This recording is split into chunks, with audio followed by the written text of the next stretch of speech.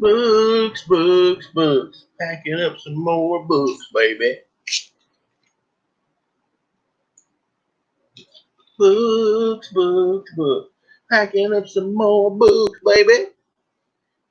Yeah, so this morning I'm packing up books that have the napalm sticker. I'm slowly adding things as I go. So there's 1, 2, 3, 4, 5.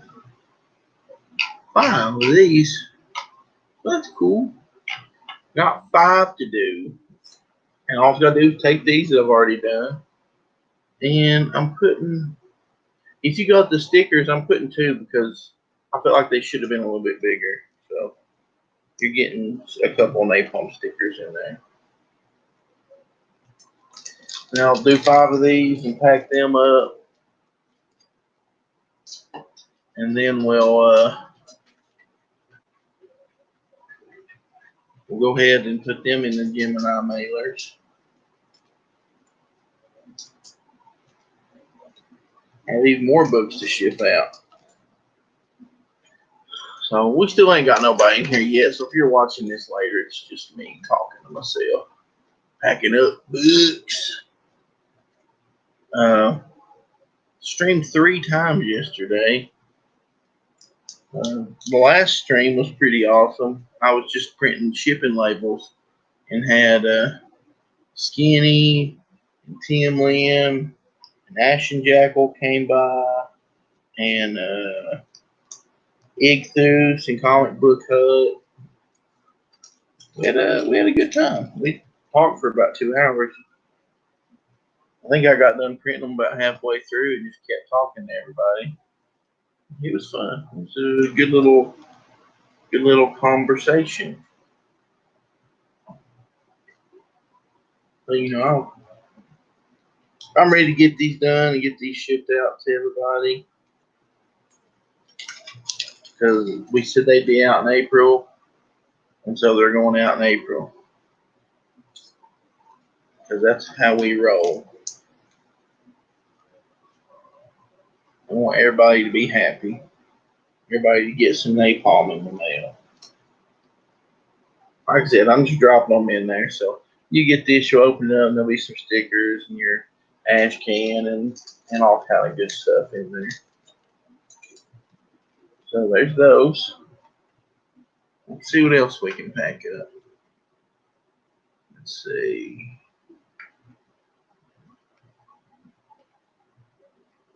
We probably can do the ones now that got, let's see.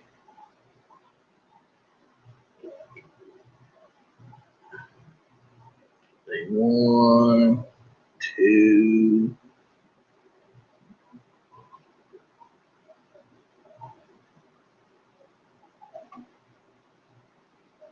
This is a little bit more complicated.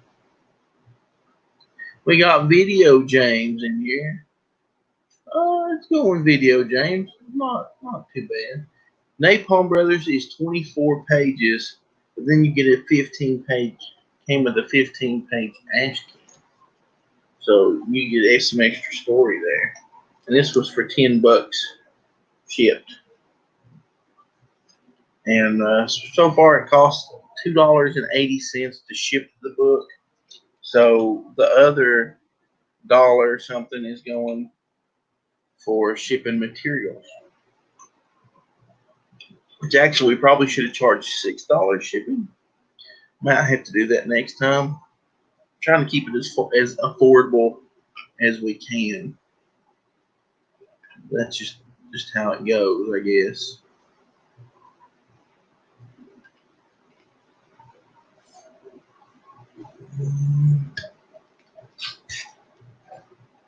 Yeah, I got to do some more packing here. I got some more stuff. Let's see.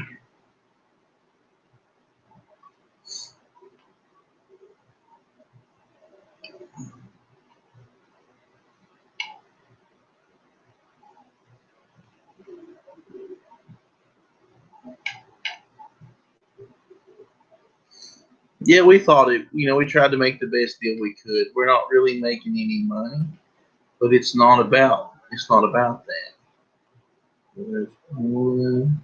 Trying to count how many of these I've got to do. So there's one, two,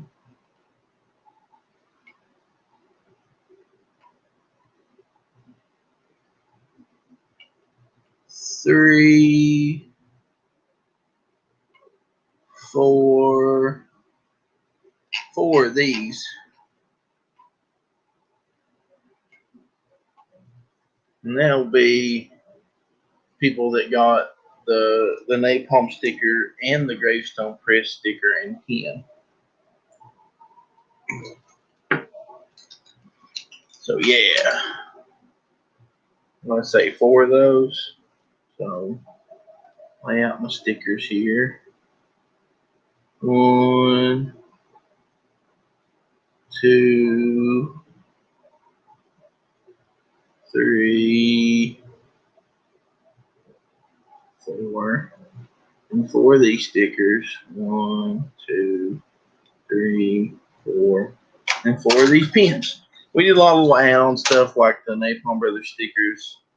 Add that for $1. Then we did the gravestone press sticker and pin for $5, and that helps out with a little bit of everything. Stickers and pins aren't expensive to make, but while the quarantine stuff have an impact on shipping, pretty much since I'm doing everything in house, and my post office is, I can tell you all the post office, it won't affect anything. Now, if you were doing like a fulfillment company with multiple people, they might actually not be able to do that right now. We got Fly Fox Pro in here. What's up, buddy? I saw some of your Ralph drawings. Now, I'm looking forward to that story you and Skinny are doing for Corona Kings. It's pretty awesome. I'm actually just looking forward to Corona Kings in general because it's going to be really different. It'll be something really cool. Try and get these napalm stickers in here where you can see them. Now, if you got this and you got the napalm or got the pin, what I'm going to do with the pin, and I don't think it'll hurt anything. Like, see in the front, you got napalm stickers, all this stuff. On the back, I'm putting the gravestone press sticker. I'm going to drop the pin in here in the back. So that way the board is there and it doesn't push into the comic book. I'm afraid if I put it on the front, it might push into the book. We actually did international shipping on this one, which was terribly expensive for international buyers because it pretty much, to Canada it costs like $15 from here, which is ridiculous. Then everywhere else it was like 25. So not a big fan. We did a digital tier though, so people could back it digitally if they wanted to. Which I know that's not hardly the same, but you know, just the way things go sometimes. How she goes. Got Ezra in here. What's up, Ezra? I'm packing up stuff. Oh yeah, that's Ezra. I will get yours when I go to take all this to the post office here in a little bit. I'll go ahead and pack yours up and get it ready to go, so that way it'll make it to you before you have to move or anything. So I want you to be sure to get yours. Yeah, I'd say it does. That's pretty rough. New Zealand's pretty far out there. Got Vicky in here. What's up, Vicky?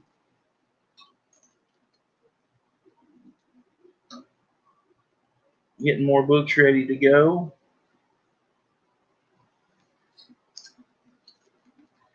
I did 53 yesterday. And that was just the book and the ash can. So today, which I've still got to take them to the post office, but they're ready to go. All the shipping info is in, and all they got to do is scan it in, and that's just so they can keep track of it with the tracking numbers. And I'm not sending out tracking numbers, but if your order gets doesn't show up or it goes missing or something, you can message me, and I can look at the tracking number and find out where it is. So that way, we'll know what happened to your book. No problem, Ezra. I told you I'd do it, so I'm going to do it.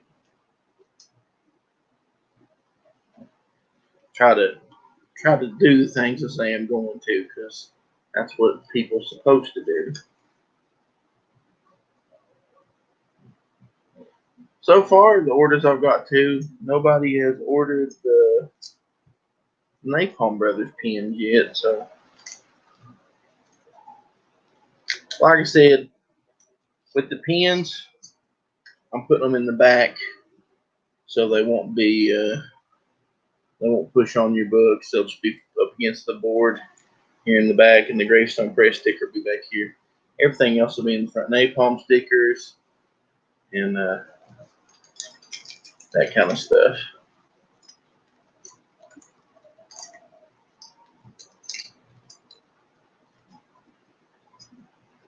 So I've got about 10 more ready to go. Yeah, video, James, I believe when I get Legends of the Lone Wolf printed and shipped out after that, we might run this on Kickstarter. But I've got to take care of that first. Like I said, I'm just waiting to make sure that I've got a couple pages people are supposed to fix before I can send that off. So that's what I'm waiting on there. Let's see. Yeah, I haven't got to the most people that's ordered the extra stuff. I'm just doing the bottom of the line extra stuff right now, stickers and let's see.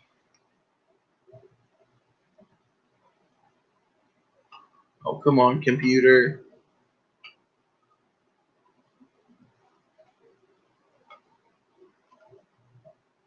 One.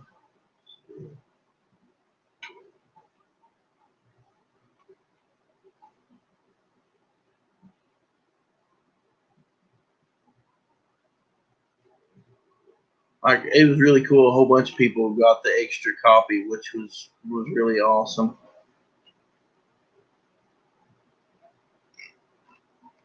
So I've got to do a bunch of those now.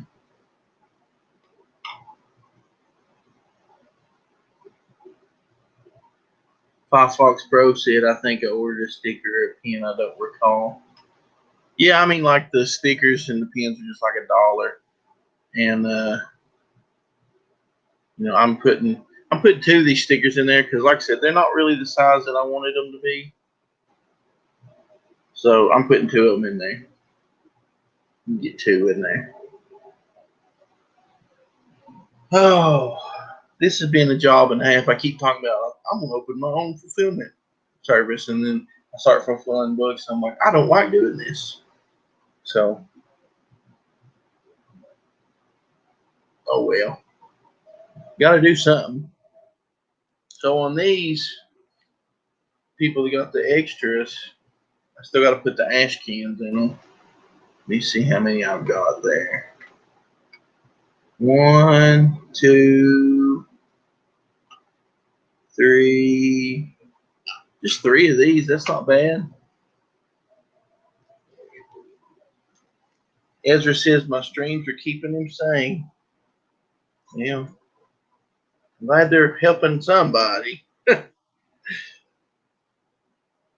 I'll just tell you, while I'm packing these books, I like having company, and it's cool to be able to chat with people and do the same time. Now these feel a little tight. When you put 2 in the same thing, I'm gonna slide the extras in here. Now I think when I pack up the pins and stuff, I don't want to put the pins in here. I'll probably try to wrap them in a small piece of bubble wrap or something and tape them to this. I got 4 of these to do, making sure that they fit in there good.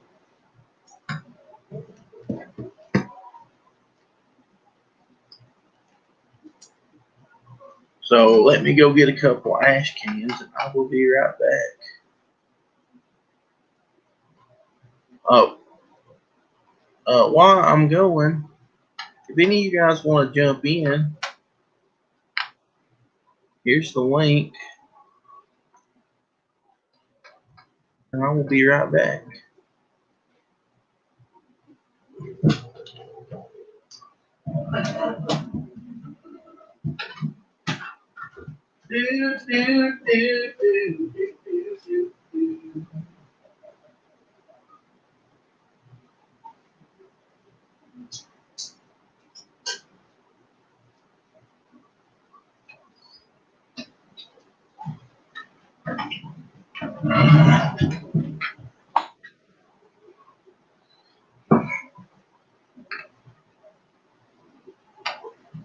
Oh man, here I am.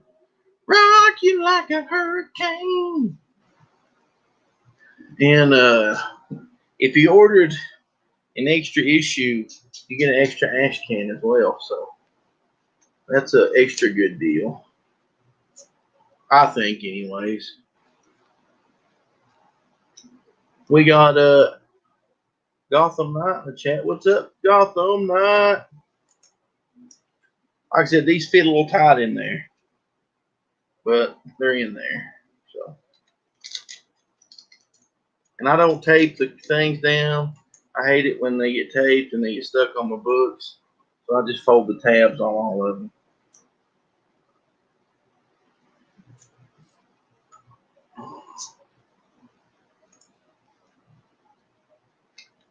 The only thing is when I put these in the Gemini mailers, I'm gonna have to mark them as what's what,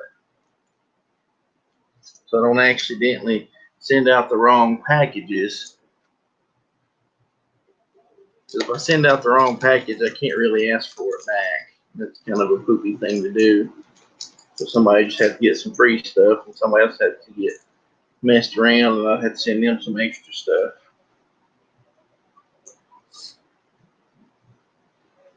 Oh, we got Firefox Pro in here. What's up, buddy? What's up? What's up? Not a whole lot. How you doing this morning? I just got home from work, so I'm going to go to sleep. But I thought I'd pop in real quick and tell everybody that they should be excited for Corona Kings because I'm drawing a Ralph comic with Skinny. Yeah, man, that Ralph comic's going to be awesome. What I've seen so far is pretty hilarious. Yeah, it's fun. I'm excited to draw somebody else's something somebody else is writing for once. It's kind of cool. So yeah, I think it's gonna be a lot of fun. There's a lot of really cool stuff going to be involved in that project. Yeah, it'll be fun to see what everybody does. It's cool to see. I mean, a lot of people just doing stuff like that for free. Some people are just like, well, is this making any money because I can't do anything for free. That was my condescending voice right there. Yeah. I think like Doug Napalm, right? That guy astonishes me because I believe him when he says like he would continue to do this stuff even if he was losing money, you know? Yeah. And I think some people's attitudes is that they would, they would never do anything for free. They're all about the cash. They're all about the money. And it's kind of sad to see people who are great artists that don't do it for the love of the art, you know? Yeah. So. I think a lot of these artists that are in crowdfunding and stuff now that used to be pros, I don't think they love doing it anymore. I think it's a hassle to them. No. Yeah, I think you're right. I was thinking about that lately a lot because it's like you look at these guys and they just don't look like they're having fun. Some of them. Yeah. So, well, I am now going to go to sleep. So All right. Well, I'll see you guys later. Thanks for popping in. Yep. See you later, man. Bye. And anybody else? We got jalapeno milk in here, pickles. The link's in there if you guys want to pop in. I got quite a few things to pack up this morning, so let's see. I'm gonna get started. Let's see. Might go get some more Geminis in just a second. I got a good little stack of books though to send off now. Pickle says making some chicken wings. Yeah. I bet you are. I'm gonna pack up a handful more of these, and I'm gonna go take a shower, and I'm gonna go to the post office. I'll have, see, 1, 2, 3, 4, 5, 6, 7, 8, 9, 10, 11, 12, 13, 14.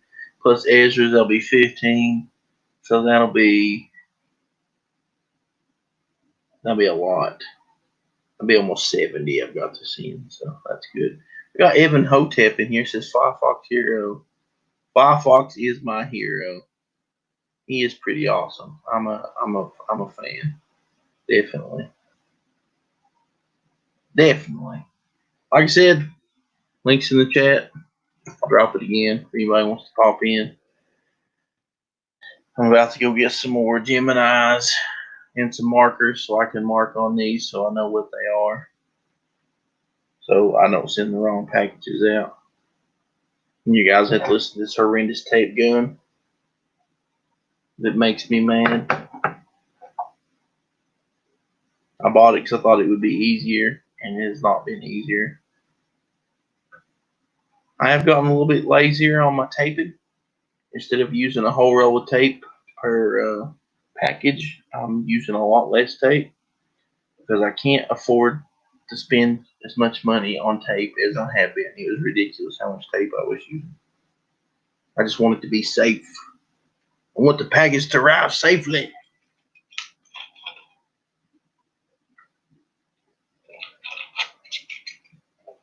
The Roshi Paradox says, I did not get notified you were streaming. My phone chirped and I went to check, but it chirped because of email, not a stream notification. Stupid YouTube. Yeah, I probably said coronavirus last night or something, and it was like, no more notifications. They don't like it when you say stuff like that. They don't like it at all. Yeah. So I'm going to go grab some more Geminis. I'll be right back. I'll sing to you while I'm going to get them.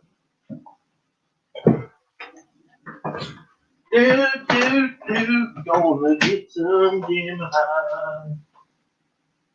Got a pack of comic books, living them far away. Packing up comic books, pack them up all day. Getting tired of comic books, pack them up all the time. It's hard to make up songs if you have to make them rhyme. Rhyme, rhyme, rhyme, rhyme, rhyme. I'm back. I don't know if you could hear me singing or not. I didn't get a marker. I'm a big dummy. Do you guys know what it's like to be a big dummy all the time? I'm a big dummy. Oh, surely to goodness there's a marker on this table. There's a lighter. I could just burn everything. Like if I burn it here, it goes there. There's a beautiful song, The Angels Wept. That's right. I'll be back. Gotta go find a marker. Mark on these books. Cause if I don't, I won't know what I'm sending to people. out there in the world. They want stuff and books and stuff. I'm back. I got this pen. This pen will help me keep track of all the books and things. Apparently, I got some messages on my phone.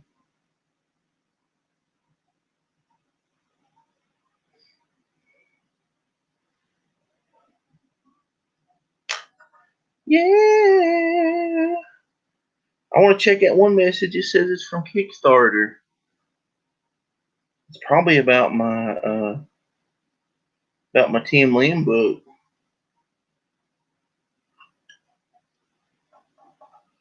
Oh, if you guys didn't know, if you missed out on Common America, it is live on Indiegogo for the next 21 days. So definitely go check that out.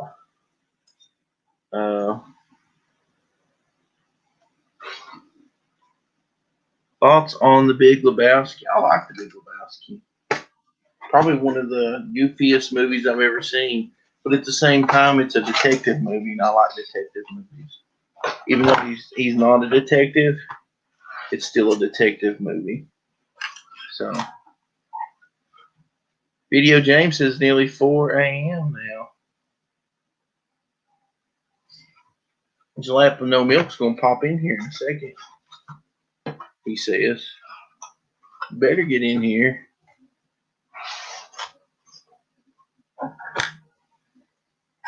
Yeah. Shut up, Donnie.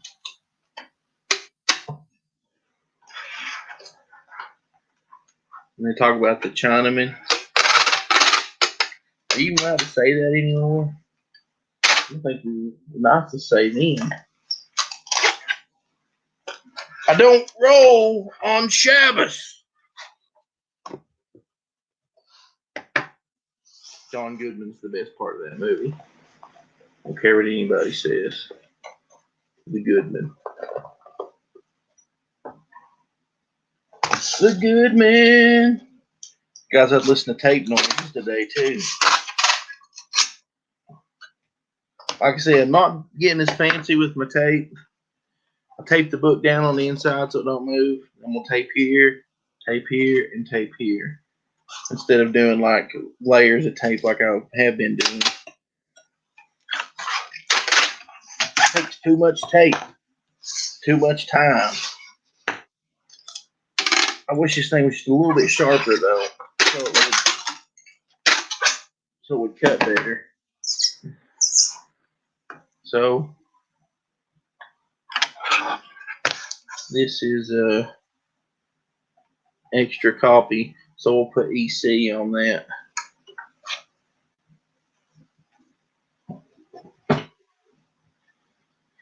Oh man.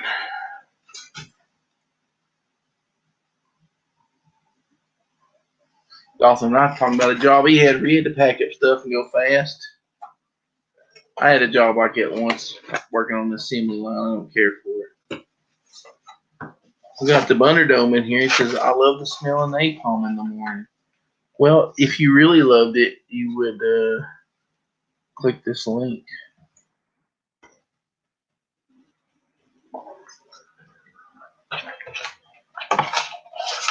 So far, I've just been rambling and singing, and I'm surprised everybody's not got tired of me singing. Driving a truck, driving a big old truck. Oh, I remember a song. I was talking about that Space Ghost cartoon songs on there. One of the songs that Bragg would sing was Highway 40. And he'd go, I'm driving down Highway 40 in a big old pickup truck. Driving down Highway 40 in a big old pickup truck. I'm driving down Highway 40 in a big old pickup truck. Driving down Highway 40 in a big old pickup truck. That went on like that for like forever. Oh, got to mark it so I know what it was. My favorite detective movie. I don't know. I can't think of any off the top of my head.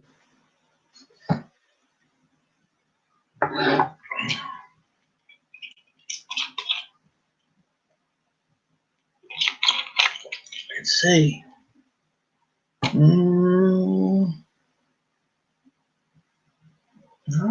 don't really know.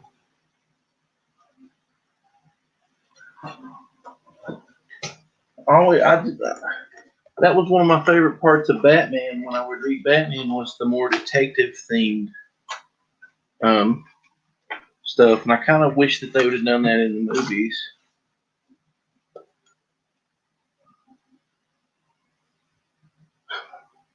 We'll have to get Gotham Knight to come, and he's used to working the assembly line, doing stuff fast. Get him to help me pack books. Yeah, Roshi Paradox talking about the Bragg Show, and the Bragg Show was so good. I like this next door neighbor, Thundercleese. Got Chicken Sith in here. Oh, hang on, Shabby. I'll add you in just a second, buddy. Got Shabby in here. Shabby. Oh, sorry. Sorry, everybody. Sorry. Taping stuff. Oh, I did see Kiss Kiss Bang Bang there at the hotel. I did like that, and that one was really good. Hello there, everybody. What's up, Shabby? Doing well. I've just finished actually watching your yesterday's stream, and you said some nice things about me at the end. So Oh, did I say I'm a nothing bit cheery. about you? A little bit, yeah. Oh, I take it back. I'm sorry. Oh, okay. Oh, I'm heading out then. Actually, hold on, I might screen share, if I may. We were talking about how I keep forgetting to mark these. Right. That little short story that you and Pickles are doing, the artwork on that is awesome. Ooh, I'm doing pencils for second page right now, actually. Awesome. I'm trying to add it. Cool is it cool if you show it? I'm not sure. Like, what's... If you want to, man, people would dig that. Nice.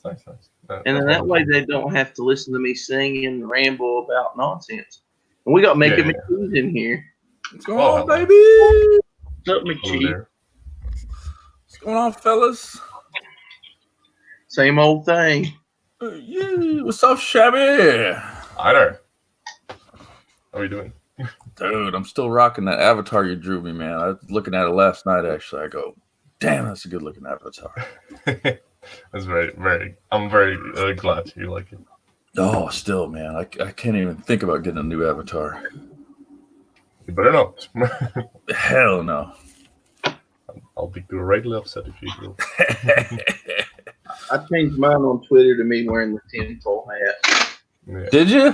Yeah. I gotta look at this. We got Tim Lim in here. Let me add him real quick.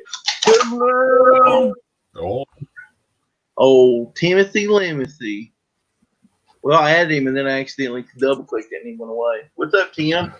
Hey, yo. I know. Nothing much, guys. I'm tired of packing books, if you didn't know. I think it's like therapeutic. I used to work a secretarial job, and it was like some of these routine tasks, like printing labels and typing letterhead and packing stuff. I kind of like it. I'm actually getting a lot faster at it the more I do it. So, You want me to come over there and help you? yeah, sure. By the time you get here, I'll be done. Let me get in the car and drive over there real quick. Luckily, there's a lot of packing in the future for a dog. Tim be like, let me hop on over. Let me hop on over. I'll bring my Rona with me. My Corona. My Corona. By the way, I think this is the first time me being, hang out with Tim. So, hi there. Nice to meet you. First time. Is it really the first time? Like, I think it's because I've heard you so many times. I think on the Dougcast, it feels like we've been on before. It feels like the It does feel kind of weird because I've heard a lot of you as well, so it's like we know each other essentially. Man, I remember the first time we would do live streams. I think my first one was with Captain Cummings. I was like so nervous to do a live stream. I was like prepping and like making interview questions and stuff because I thought it was like a big deal. And now it's like, not really. You just hop on. Yeah, I used to be real nervous. Now I get on people's live streams and they go, "Do that Bill Cosby voice." Doug, I bet like what probably makes you most nervous is when people tell you to like play an instrument. Yeah, I don't like it.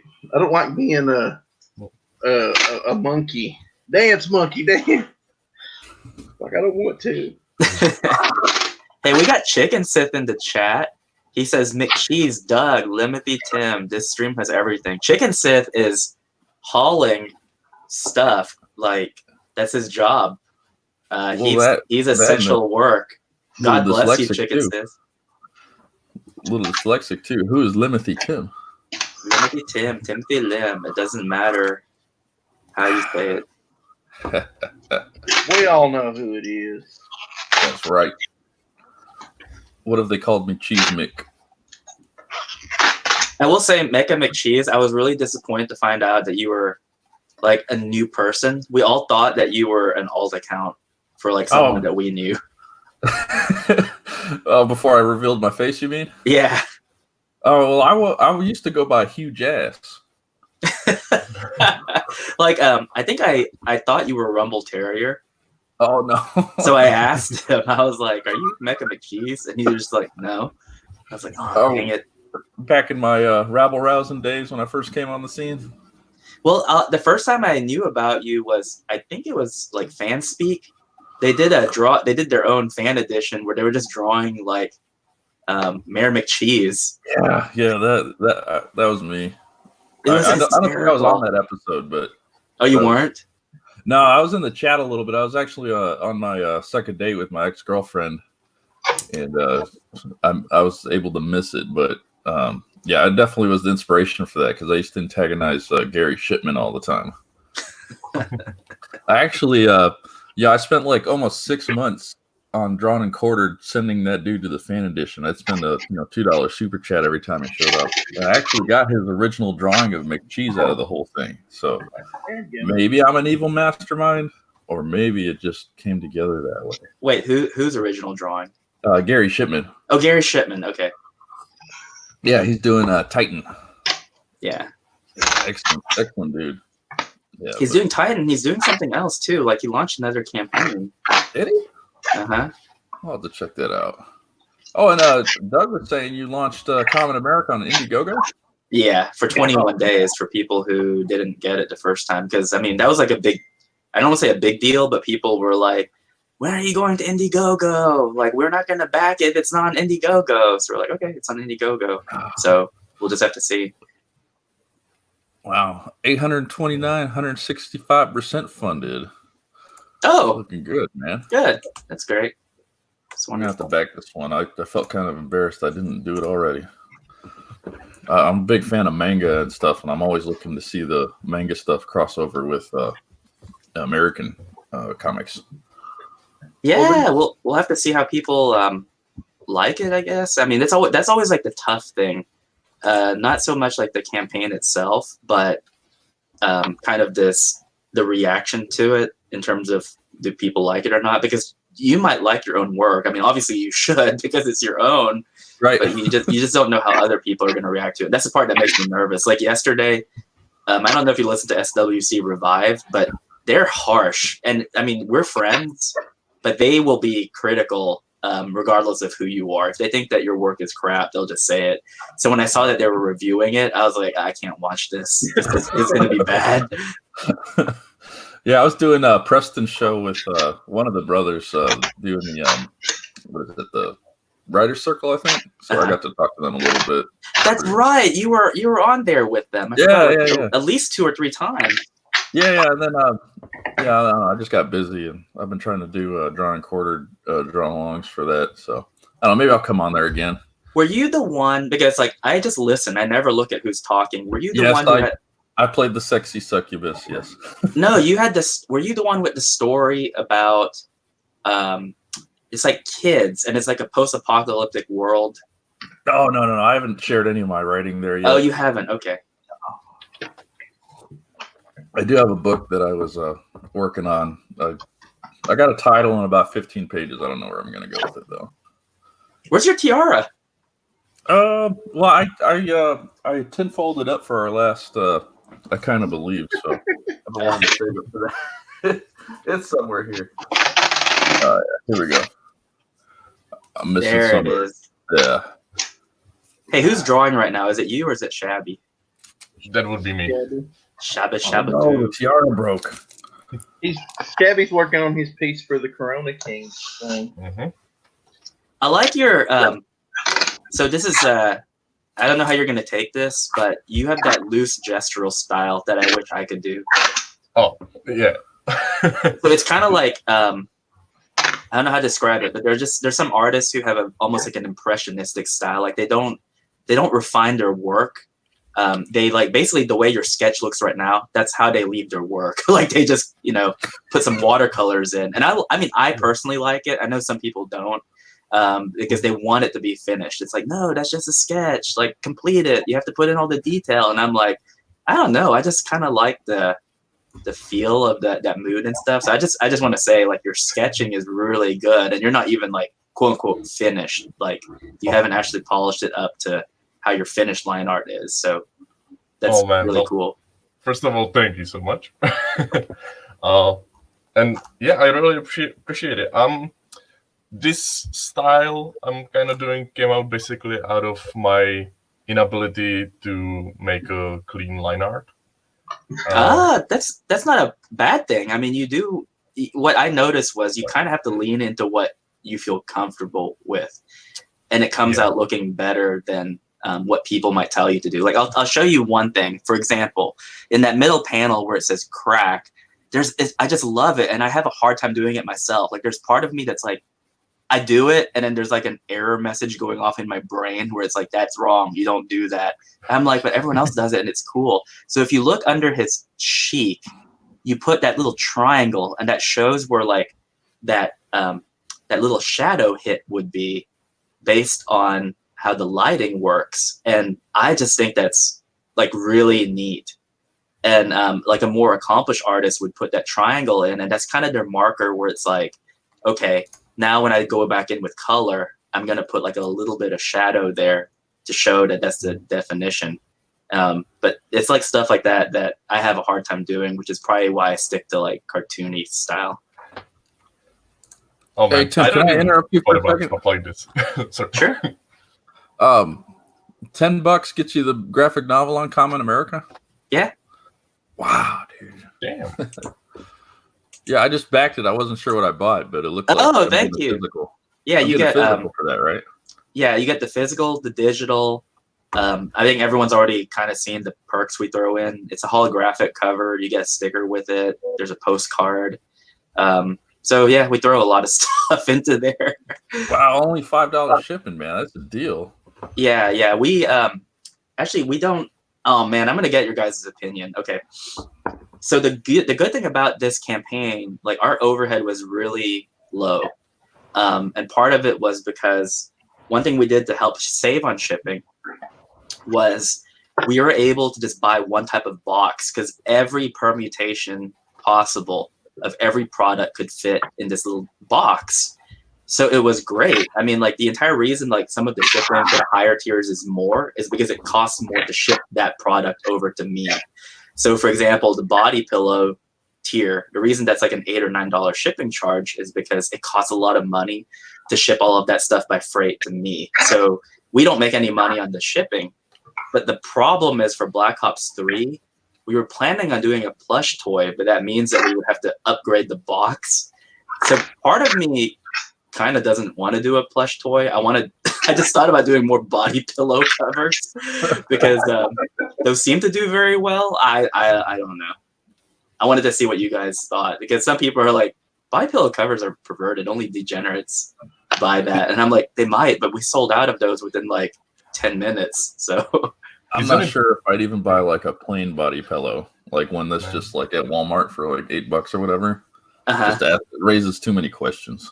But The body pillows Isn't are it baffling that they sold out so fast? I never would have imagined that body pillows would be something that takes off so much. Well, it was on Right. Kickstarter where all the perverted comic books are.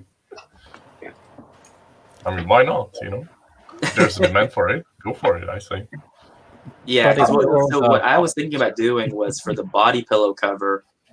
Oh my gosh! So it's like a spoiler alert. You know, you have the rabbit and you have the otter. So I was gonna do a body pillow where on the front side it's the girl and the rabbit, but there's like a bit of a joke because you turn the body pillow over, and on the other side it's just the otter, and the otter's just doing like a sexy pose or whatever. Wow, Yeah, you're I on like the that a lot. you're on the cusp of $1,000 right now. Oh, that's good. That's wonderful. How Yeah, long? How long has it been up? Not even an hour, like 50 minutes. That's Yeah. awesome. Yeah.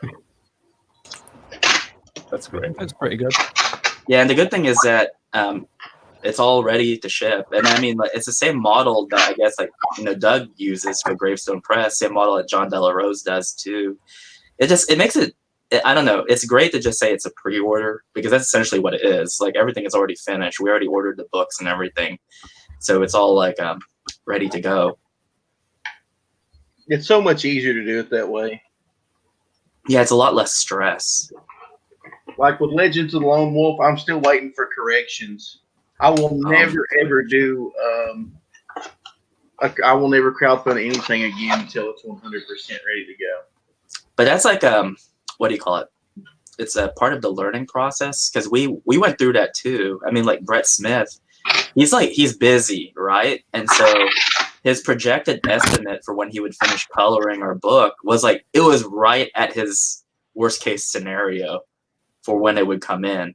And even though all the art was finished and stuff, that was a big thing for me moving forward, where it was like, okay, I don't like playing it close to the chest, and I don't like going for the last minute. It's just good to have everything as finalized as possible before you do anything. And I know that's tough for a lot of people, but the reality is that if you're an artist, whether you're a pro or an amateur, you have to have deadlines. Like you have to be able to realistically tell when you're going to finish something. Even if it's a year out. I mean, if you're honest about it, where you're like, hey, this isn't coming out till next fall. As long as it comes out by next fall, I don't see anything wrong with that. You're honest about it. The worst thing that you can do is set an expectation and then not deliver on it. But what if you keep doing that over and over? I think that's another thing. If you're the type of now, I think the onus of responsibility in that case is on the customer. If you're the customer and you don't mind waiting 2 years or 4 years for something, then okay, that's fine. But on the artist side or creator side, they just have to be honest with their expectations. If they say, "Hey, I'm working on this 32-page book and it's going to take me 3 years to do it," make sure to tell people that. It's like, "Hey, you can pay me, but you're going to wait 3 years." Okay, well, then the customer has to decide if that's something they want to do. Yeah, there's a brand 2. I was thinking about backing that one, but I haven't got my first copy. I bought 2 years ago, and the delivery date on that's next year, January.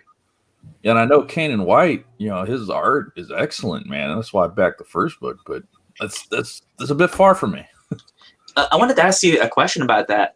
So did he not deliver? Because I thought there was like a digital copy that people were showing. Oh, he released a 21-page preview, and I didn't read that because I paid $20 or whatever for the paper version or the physical version. I'm not going to spoil myself. And he just started shipping last week, and people are starting to get their copies now. But I don't even think I've got the digital one. It didn't show up in my emails. So I don't know if it's in like junk mail or what have you. But he had a dust up with Skinny yesterday, but it's like Kane and White's art is just so amazing, man. If there's one guy I keep like tracing over and over again, it's that guy. And I know tracing's not like the best thing to learn art from, but man, I just enjoy, trying to ink his stuff. And it's amazing, man. So I might end up backing that, even though, Antonio's been less than graceful recently. But yeah, that January 2021, I don't know how anyone could get excited about that when, looks like we're getting Common America in, another month or so? Probably less. We said June, but I mean, these things are ready to ship. We actually boxed up half of our order already. Oh yeah. So we have a head start. Very cool. That's pro move right there. The funny thing though is, oh my gosh, Doug Garrett's heard me complain about this, but we've been kind of stuck on these backers who never filled out their surveys, and that's a big problem, I think, for Kickstarter as far as the way to handle things, because like you have to fill out the survey in order for you to get your stuff. And I know why they do that. Someone explained it to me, and I thought, oh, that makes a lot of sense. They do it because they want one method that fulfills a lot of different needs. And for like the gaming community and very high level tech, theoretically, they're trying to raise funds so they can finish a project. So if you're working on like a brand new phone or a video game or, I don't know, motorized luggage, that's typically going to be like a year to 2 years of process and development. So things change, people's addresses change. So they have it where you fill out that stuff on the back end once everything is done, because there's a lot of things that can happen in the meantime. So I get it, but update after update, there were at least 30 backers. I could not get them to fill out this information. I'm like, you guys have a week. You guys have 72 hours. You have 48 hours. Like, you need to get this to me. So when we started like sending stuff out on Monday morning, it was like, bam. Like, people started seeing that we were shipping, and then they started filling out their orders. And I had one guy last night who messaged me and was like, where's my shipping information? I'm like, I'm looking right now, and you're late. Like, you were one of those people. Here's update number 1. Here's update number 2. Oh, here's update number 8. Like, you're gonna have to wait till Friday, because we can't make multiple trips to the post office. We have to combine everything into one. So it's like, I don't mind if you're late. I mean, you're gonna get a book. It's already held for you, but just don't have this attitude where it's like, oh, I did what you told me to. Now where's my thing? It's like, well, I value your customer. You're being a customer, but the reality is that logistically, there's demands that we have to meet within our parameters, and you have to provide something to us on your end. So I don't think waiting 5 days is a kind of a big deal as far as that's concerned. Yeah. So I don't know how. Now, are you using a fulfillment company like the same one you've been using, or did you do something different with this one? It's the exact same company. Yeah, I don't blame you, because those guys have absolutely been awesome with your other stuff. They're great, and but they do other people's things too. I mean, and the guy, like, they're like a skeleton crew. They basically take odds and ends. It's kind of like, it's honestly what you're doing with Gravestone Press, where it's like, come to me, I'll help you with the printing, I'll fulfill, and like, if worst comes to worst, as you grow, let's say your next order you have like 500 books. Well, then you're probably gonna get like your mom or a buddy to come and help you. So you kind of just add manpower on as you grow. But what happens if you have 2 books that you're having to fulfill simultaneously? You can't be taking time out of your day to just like run to the post office every time these things trickle in. It has to be like, okay, every Friday or Saturday I sit down and I look at my orders that came through that week, and then I compile them, and then they go out in a batch. Yeah, see, like, I've been working on these for 2 days, and I've got like 75 to go out. So if that's about half of I'm halfway done now. Mm-hmm. So if I had like 500 books to do, like when I did Lone Wolf, I had 300 books to go out, and Damn. that took a while. Were you by yourself when you fulfilled it? Yeah. Jeez. with no help from anybody doing anything. People wouldn't even give me a hint of what to do. I just figured out everything on my own.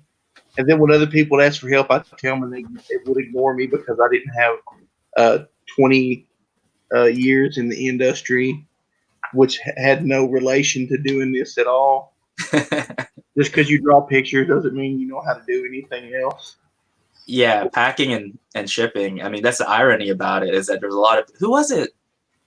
Was it someone in the chat? I don't remember. There was someone who said that was like literally what their job was. Like they worked at UPS or something, and it was just folding boxes.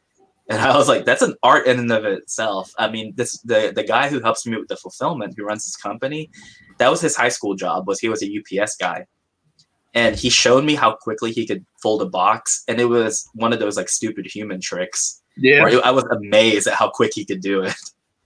See, like when I started figuring this out, I went through and figured out how much it would cost. That's one reason I got a stamps.com account, because I figured out, you know, how much shipping supplies would cost, how much it would cost to send books, which it costs a little bit more now than it did last year when I was doing it. You know, it's went up. It costs about $2.80 to send one of these packages, media mail, which I mean, we're breaking even on shipping that way, but I'm thinking I might have to raise my shipping to $6 on the next campaign. Right. And that's to you have to account for everything. Like a lot of people think that the shipping cost is just from you to them, but it's not, because you also have excluding labor, because you're the labor. That's also like your bubble wrap, Gemini mailers, boxes, packing tape. Your bags and boards for your books. People don't even think about that. Right. I count that in on the shipping supplies. Yeah. And I think even stamps.com, it's not free. No, I think you have to have like a certain amount of credit in there. You have to pay. I can't remember what it was, but I bought a membership, and I've got their stuff, and it's well worth using.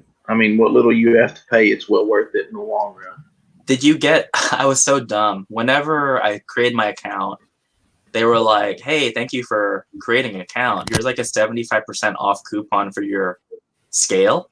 Yeah. And I was like, I don't need that. So I just noped out of it.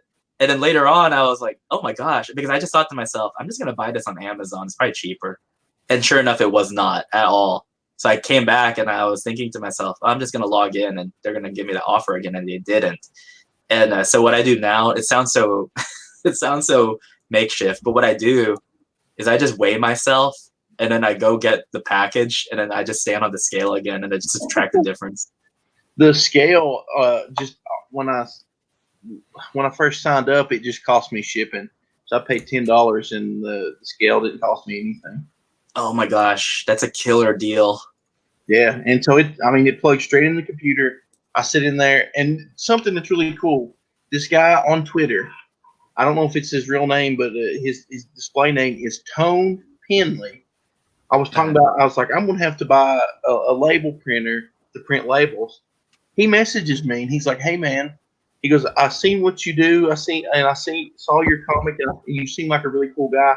I've got an extra printer that I'll send you for free.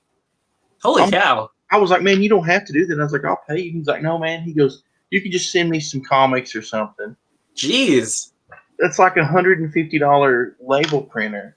You know, it doesn't take ink. It's one of those that just uses heat to print it. What? Yeah. He sent that to me for free.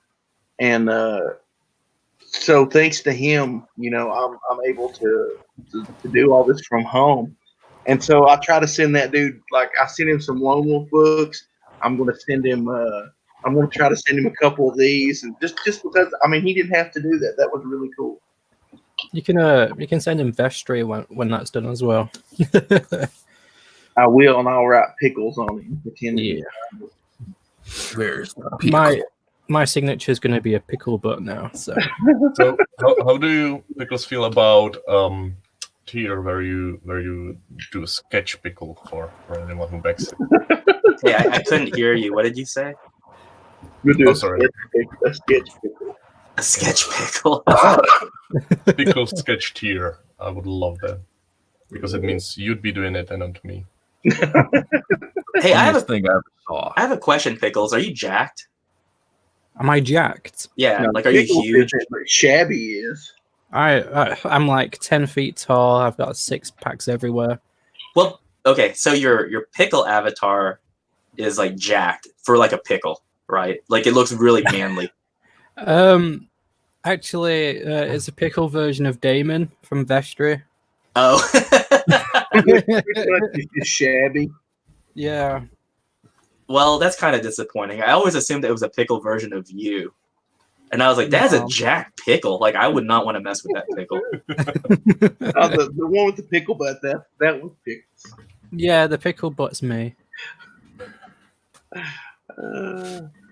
Yeah, I'm not jacked.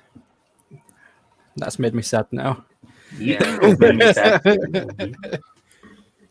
I'm gonna get you there. Don't worry. I just ate a whole bowl of chicken wings. You put chicken wings in a bowl? Yeah. See, privately he asks me for like advices on what to eat, etc. And then he eats a whole bowl of chicken wings. I don't know. That's Why like do you putting even- Cheerios on a plate or something. That's weird. I wanted it to be like popcorn while I was watching the stream. I've done like tons of research on stuff to eat, like to lose weight and like for good for like building muscle and stuff. And then I eat the exact opposite. He's playing it smart. It's like, I'm gonna eat some pizza, loaded on carbs. Protein. Oh, yeah. Dude, like before all this crap went down and I could go to the store and just buy meat, I was pretty much a carnivore. I just ate pork and chicken nonstop. And now you go to the store and all I can find is like Hot Pockets and microwave pizza. Hot Pockets. Diarrhea pocket. I got an air fryer, and that's changed my life, man. Dude, I've got one and I hate cleaning it, so I never use it. Oh man, you just throw a chicken breast in there. You cook up some rice. That's all you need. Dude, I've got a slow cooker and I get the bags, the plastic bags. You can just throw like 3 or 4 packs of ribs in there or chicken tenders and just let them cook for about 6 hours. Ribs. And you just dump it out and it's good to go. Let's try that. Yeah. Yeah, see? I've had a stew from a beef stew from a slow cooker once. Oh, With pickle juice. yeah. Which is so delicious is the pickle juice. Everything's better with pickle juice now. Except biscuits and gravy. That's right. When Well, pickles, you mean scones and gravy, but when Pickles and Shabby come to America, when Vestry gets huge, we're going to go out to eat breakfast and we're going to have biscuits and gravy at Cracker Barrel. I'd love some waffles. Oh, Pickles, are you planning on coming to the States? if I was rich, yeah. Like for vacation? Because, I mean, like, honestly, if it's a vacation to the South, it's going to be pretty cheap. And then If I ever get the money, I would. hey, you won't even get stabbed either. We'll hit up. Oh, that's a nice change. You might get forked. Sporked. You'll get sporked. Forked. Dude, you just move over here and you can find some old woman take care of you because she'd be like, I like the way you talk, little feller. Come to mama. Ooh, you're a pretty pickle. Is this gonna be like Kathy Bates' story? Yeah, but Where that you're gonna lock him in a basement. I I'm gonna just have keep you in the to. top drawer. I just have to exaggerate my English accent. I will say this. Hello. I will say this, Pickles. So I work for a study abroad office, and I was kind of like the ambassador for the students who are coming from like Germany, Austria, and France. And the thing is that I don't know what it is. I call it the Pied Piper effect, but it's like any male from Europe who came to the States to study, if they had an accent, like women just loved them. Like that's as far as I'll go with that description. And by loved, I mean basically threw themselves at them. Well, It was crazy. I think it's the reason why foreigners actually go to America, like for study, because For study. well, quote unquote study. They probably want the attention. Yeah. The French students, the Spanish students, and the Australians were like Australia. drowning in with it. They were drowning in it, to say it politely, I guess. Australian. Yeah. It'd be like, it's That's not an attractive Tuesday. voice, though. How did the Slavs do? We didn't have many Slavic students. Now, I didn't go to college, but I dated this girl when she was in college, and I used to go hang out there and play hacky sack because I was cool. Oh my! And, Were you attacked by a bobcat? No, Go but for it. I met a Russian here in Tennessee, and he was like really cool. And when you talk shabby, you sound a lot like him. I can see that possibly. I mean, your accents are different, but I mean, you remind me of him. He was really cool. He was terrible at hacky sack, though. I wear a lot of track suits, so maybe that will manage it. He wear a lot of track suits and shoot a lot of AKs. I'm an edgy boy that wears black jeans. I've just turned into a hobo. I just wear like gym shorts and random t-shirts now. It's about to be that time of year where you can wear just gym shorts, save on underwear and laundry. You're not speaking from personal experience, are you? Oh, of course not. Well, it's been about a week. Time to get another pair of shorts. Just don't even wash; they'll just throw them away. Well, I found that if I'm sitting down to play a game or something, I can extend the length of these shorts for about a day if I take them off. While I don't need to use the rest of that. Well, I'm gonna be sitting here not moving. Good time to air it out. Slick Jimmy's in the chat. He says, "Dude, I don't even see him. dude." Oh, I see it, man. I see It is slick. I've just noticed what Shabby's doing the second page.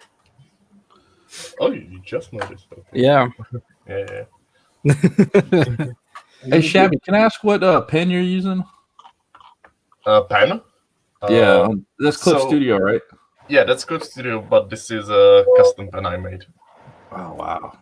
Yeah, You I kind fancy artists with your fancy custom pens. So when you zoom in a lot, it sort of has a texture to itself. Yeah. And compared to like a G pen is very smooth. Yeah, And that's great for nice line art. But I kind of embrace the messiness, so I have a little bit of texture, and there's opacity that sort of is ranging from the end and the end. From the start and the end, it's lower opacity, so you can see things sort of translucent over there. And yeah, I kind of think that adds. it reminds me of smugness. Red Rooster. I can send it if We you were want. talking about that earlier with the kind of watercolor style. Right. Oh yeah. Well, my colors are definitely not watercolor style. Yeah. Yeah, I'm still figuring out colors. That has turned out to be a much more of a wider and difficult subject than I thought. So, Yeah, Shabby keeps yelling at me to Yeah. do colours instead. So huge respect to all the colorists in Pickles, when you posted that, you were talking about reading Hellboy, and you posted that. Yeah, Man, me and Jeff originally wanted to just do like flat colors like that on Lone Wolf, and I kind of wish we would have. those are really nice flats, though. Yeah, I really like. I think what I'm going to do is after I get rid of all the copies of Lone Wolf 1, when I do a big collection of all of them, I'm just going to have them all done in flats. Flats can work if you have a nice, simpler style.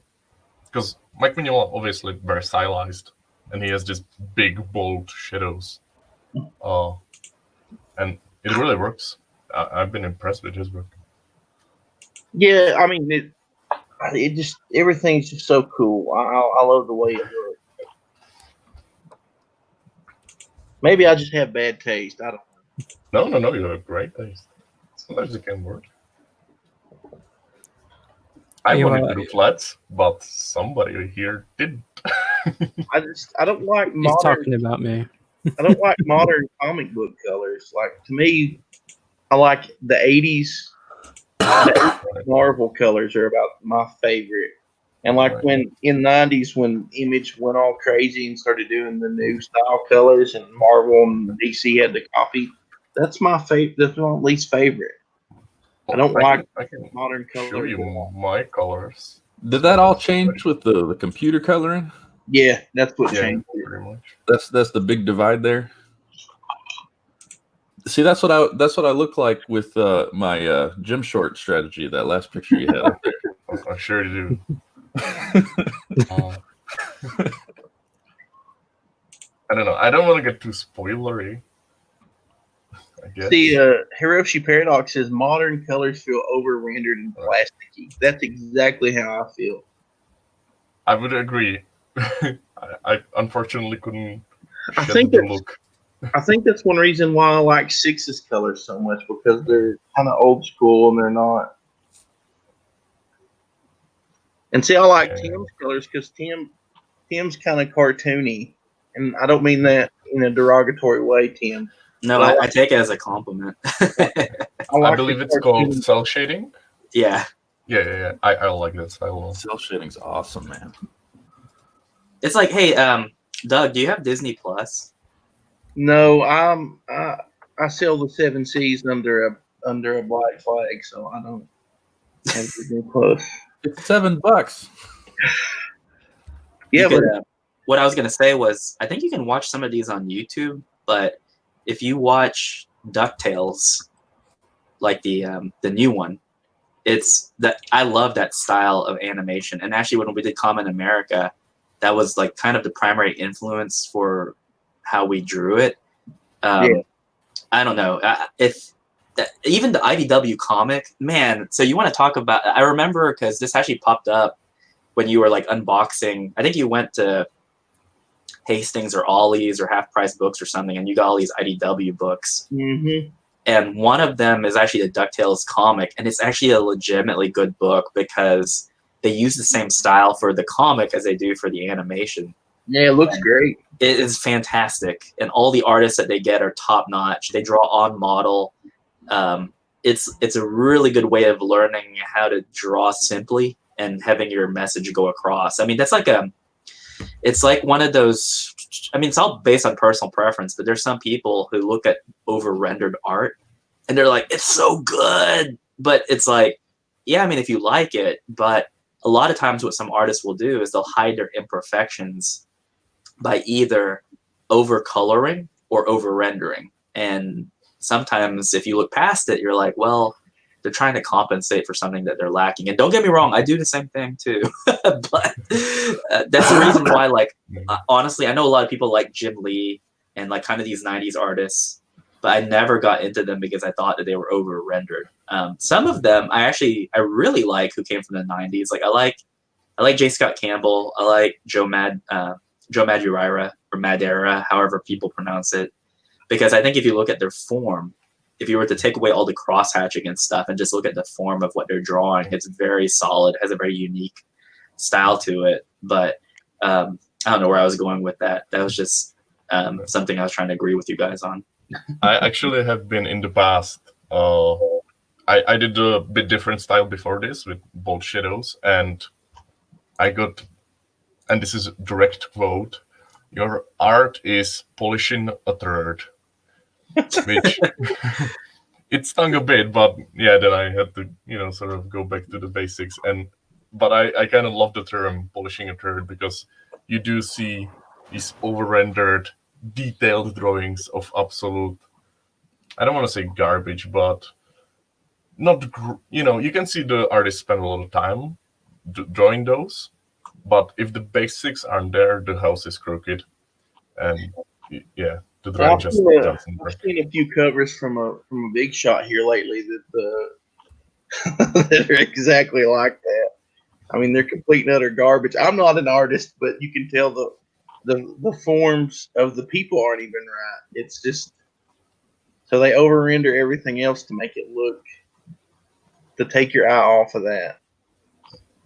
Right, and some people will look at it and be like, "That's awesome," Yeah. and you just step back a little bit.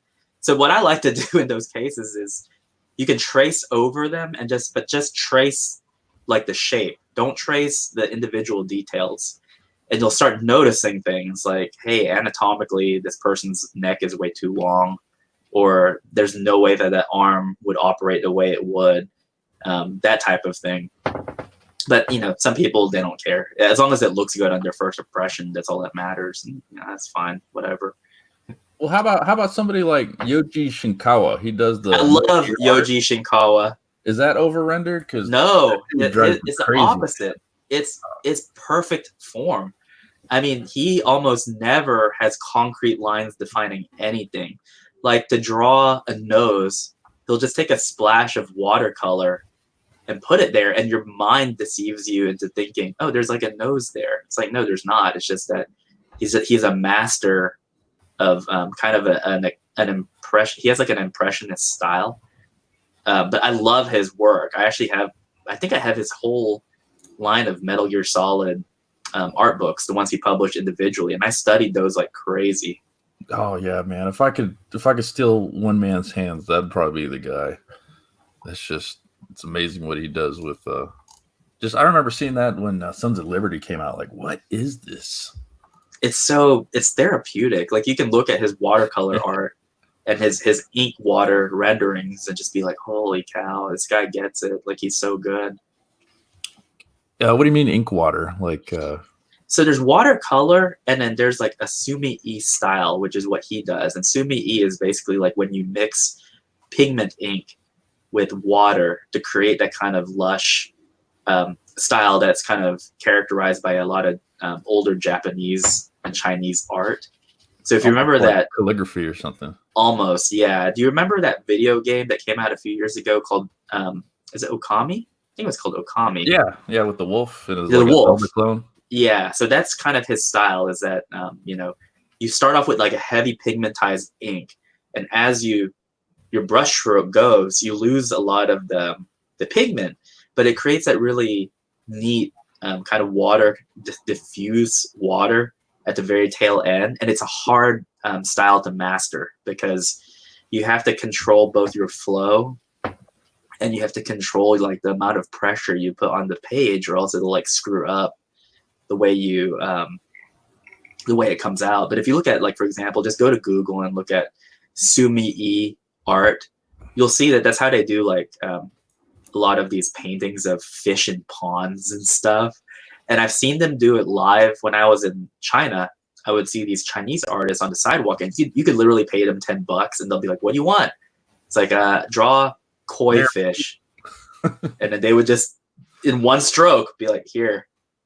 And no detail or anything. It's like, this is it. Like, this is how you do it. And it's like watching, I don't know, Bob Ross paint. It's so cool.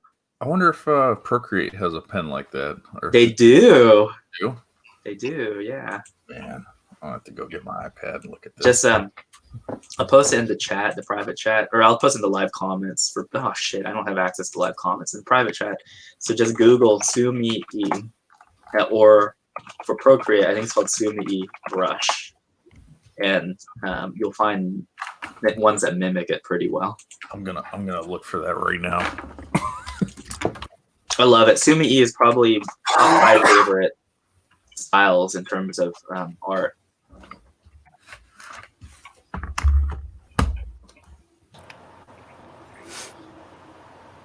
Okay.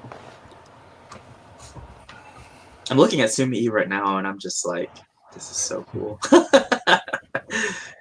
It's like how they draw bamboo, like bamboo trees. It's just one brush that does that. It's just the control of the water that goes through it. Let's see, Sumi-E.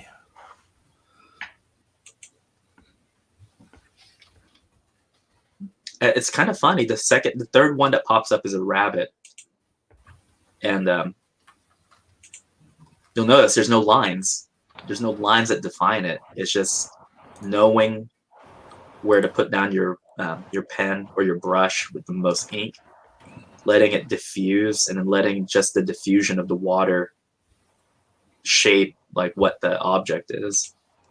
Almost has like a dreamlike quality to it. That's why I like it. And when I first saw it, it was when I was visiting the Great Wall of China, and it was actually probably the most clever marketing strategy I'd seen. That at the very top of the Great Wall, there are just these artists, and they're like, "Would you like me to paint the Great Wall from where we are?" And it's like, okay, and you kind of feel ripped off because it's like, all right, here's $20, and they're able to just hammer out this Great Wall painting in less than 10 minutes. It's like, holy cow. This kind of reminds me of George. Is that? Yeah, George kind of has the same thing. He has a very painterly style. Yeah, I remember him being on Drawn and Quartered, and he was just starting off like with this grey watercolor looking stuff, and I was like, wait, he's not drawing it out. Then like I checked in later on, and it was like fucking amazing. It was very strange and mind blowing to actually see that. Yeah, and I wish I could draw like George, because he's able to render in a very loose fashion. And I think so. The rule for artists is that you have to know the rules in order to break the rules, which is why it's a lot of high school students, a lot of middle school students, they like to draw anime. And I don't discourage that, but I always encourage them to draw as realistic as possible. And they're like, why? And I said, well, because after you've drawn realistically and you know where your anatomy and everything is, you can break it down. And when you break it down, that's when like your loose kind of cartoony or anime style will actually shine better, because it all makes sense, like it's form and function. And George is just the type of artist who he knows form and function, but he's gone to the point where he can actually make it loose and gestural and have it still make sense. I kind of had that experience when I was 16 and applying to go to college. I didn't have like any art diploma or anything like that. So the tutor said to me, well, you're gonna have to draw something and send it in. I went, okay, man, but don't draw anything that's anime, because we'll just instantly reject you. I was like, oh, I don't watch anime, so that's good. Oh, Naruto. It should just draw the Naruto. Roman. All the Naruto. The Narutos. Naruto. I drew Bulbasaur out of spite. So Indiegogo tried to screw me up, guys. Uh-oh. Oh. When I go through and look, and it shows people's orders, it shows everything that they ordered, right? Mm-hmm. Well, I made a perk for an add-on for the 1-inch pen. Well, it didn't show those. All those are separate for some reason. So I have to go back through my orders and make sure that the people I'm sending books to, that I'm putting their 1-inch pen in there so they don't get the book and go, I didn't get my pen. There's another thing that Indiegogo does that Fulfillment cued me in on, and it's something that's that happens to a lot of people. It's like the way it compiles your backers, and sometimes it doesn't take into account the people who refunded your book, and so people who actually refunded your book will actually get their order in. So it's like you have to do an extra step where you list all the people who did not commit to your project, and you have to like basically manually weed them out. Yeah. Makes me mad. I'm mad, Tim. Don't be mad. Well, I'm not gonna stay mad. I'm gonna get even. Now, what they say when you're mad, you take it and you channel it to the outside and you take it out on other people. That's like the manly thing to do. You live stream for 6 hours. And cry. Hope you guys are ready to cry for 6 hours. Send me super chats. I don't have enough. I don't have enough subs for super chats. We're gonna get you there. All right, everybody, get me super chats. I need them. You know what's funny is that in French, chat, the word chat or shot means cat. So I wish there was a way that you could post like images and chats. So that way, like if someone's like, send me super chats, you just send them like cats wearing capes. Now I want to see drawings of cats wearing capes. It's the samurai pizza cats.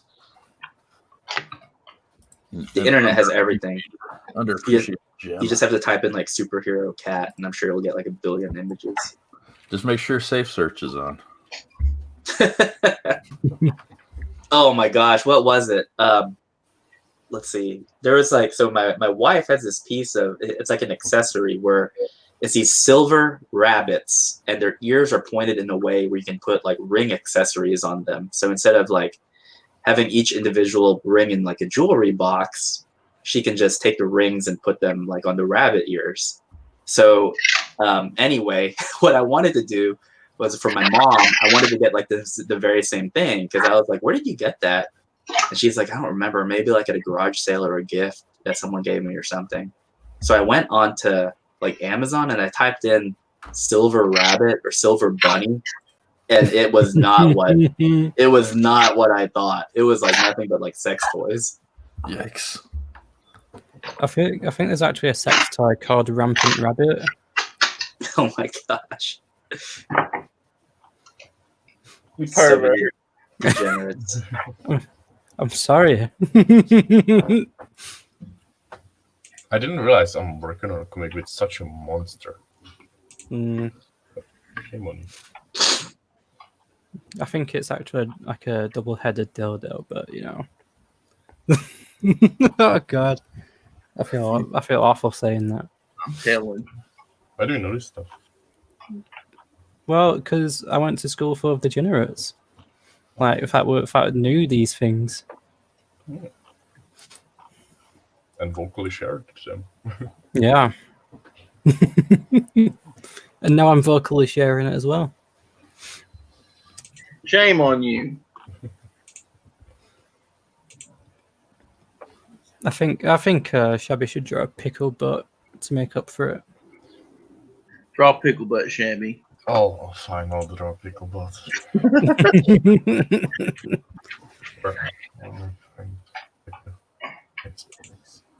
Shabby's like, I hate you guys. I'm gonna show that. Okay, new layer.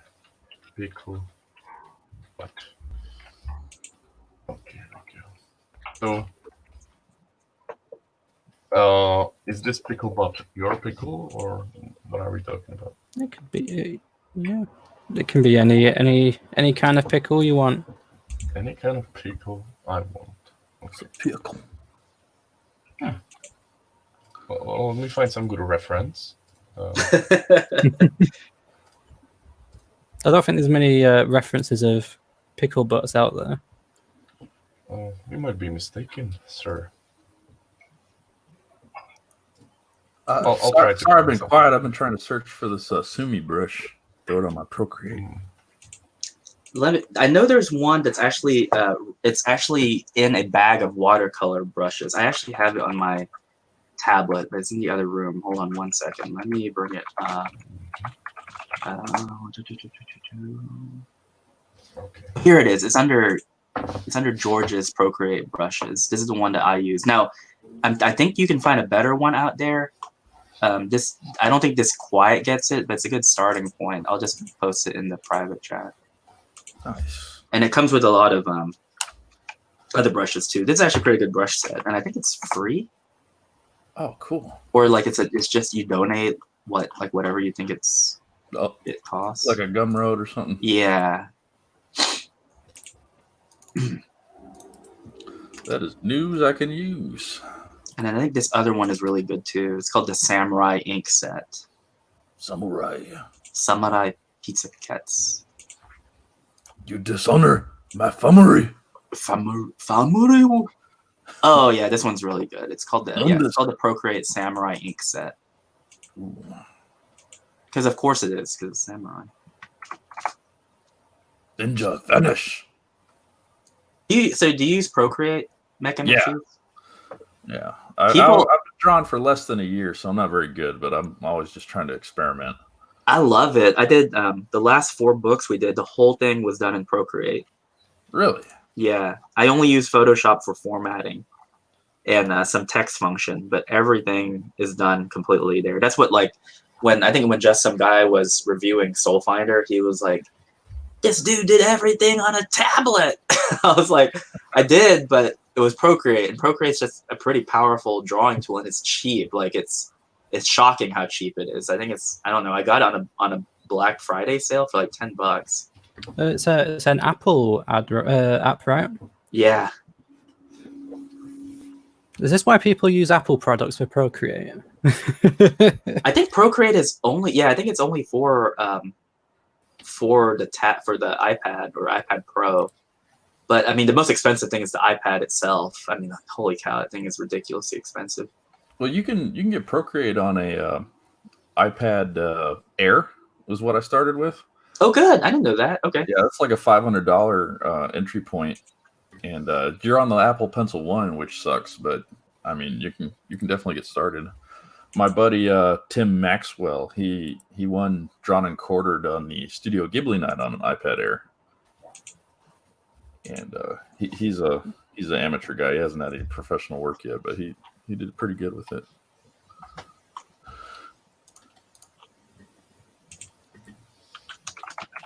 No, I wish I had a tablet if that was an Apple product. Because I've been looking through Procreate images and they look pretty dope. What size page did you set up, Tim? Like, what do you mean for Soul Finder? Like the screen size, did you use one of the stock options, or did you have to go in and make your own thing? I made my own. Yeah. So it's just a coincidence that I used the same print dimension sizes that Antarctic Press uses, but it turns out that that's actually print size that the 2 printers I've used have gone with. So it's 6.75 by 10.5 at 300 dpi, and that I think it's considered standard because it accounts for the bleed, which is 0.25 on every side. So I just have to start it up, just work. I got to the point where I can visually tell where the safe zone is. I don't have to actually map it out anymore. But that just accounts for the whole thing. I already know where they're going to cut it and stuff. So it's worked out pretty good thus far. I've never had anything cut that wasn't supposed to be. That's amazing, man. Yeah, 6.75 by 10.5. That's a magic number. 300 dpi. I don't know if they actually print at 300. Because I know that 150 is considered safe print resolution. I'm guessing that they do print at 300 though. 6.75 centimeters? No, inches. Oh. By 10, you said? By 10.5. And that's a professional comic page. Wow. Mm-hmm. Yeah, I was just setting it up in mine. I'm curious. I want to get an idea of what it takes to actually do this stuff for real. I think Matt Weldon, I think he draws at 11 by 17. Oh, he's amazing. Wow. Love his I just got his Wolverine Bloodshot the other day. It was a lot more spicy in the homoerotic variety than I was anticipating. I might not hang it up. So Matt Weldon, I mean, we're really good friends, but we normally meet up every week. And obviously because of the stuff going on, we haven't met in the last 3 weeks, but he's a virtuoso. I mean, I consider him like the modern or the American Kim Jong-gi, because I've seen him produce art without erasing. Like he'll just start with a pen or a pencil and just finish it. And he turned in 7 pages of Soul Finder 2 to Doug Ernst and I about 24 hours ago, and it was crazy. It was like, is this like the finished art? I was like, no, this is just a sketch. Like he hasn't even inked it yet. If you need a butt reference, Chevy. I think I'm pretty good so far. Are you drawing Came in America there, Shabby? I'm drawing Picklebot. Possibly could be mistaken with a character, but That's disturbing. I haven't got a She's kind of cute. She has like a Muppet face. Baka.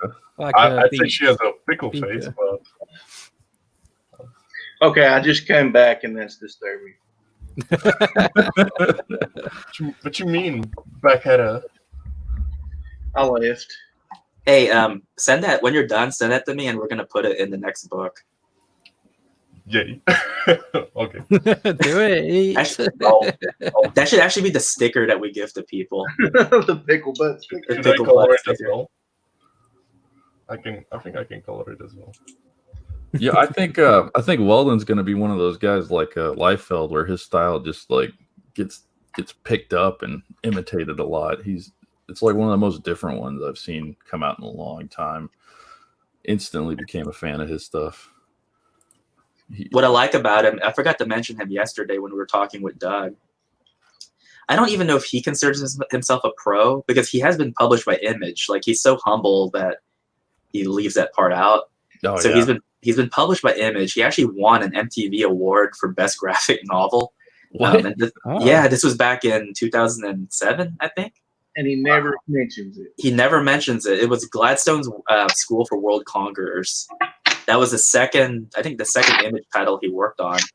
And the only time I figured it out was when our agent needed his bio. He sent it to me, and I was like, "You won an MTV award?"